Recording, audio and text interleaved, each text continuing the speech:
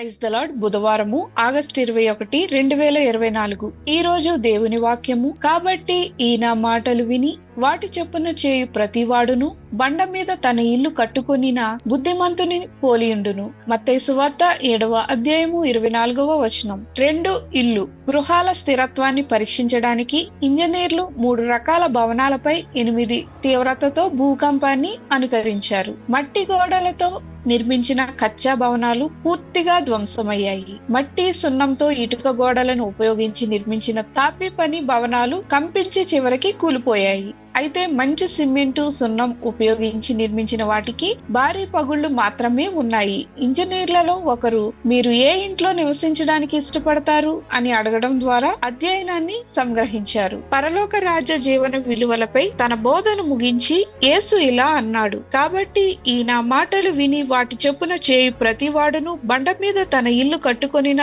బుద్ధిమంతుని పోలియుండును. భీకరమైన గాలులు వీచాయి, అయితే ఆ ఇల్లు నిలిచి ఉంటుంది. దీనికి విరుద్ధంగా విని ఇంకా పాటించని వ్యక్తి ఇసుక మీద తన ఇల్లు కట్టుకొనిన బుద్ధిహీనుని పోలియుండును. భీకర గాలులు వీచాయి, తుఫాను తీవ్రతకు ఇల్లు కూలిపోయింది. యేసు తన ప్రజలకు 2 ఎంపికలను అందించాడు.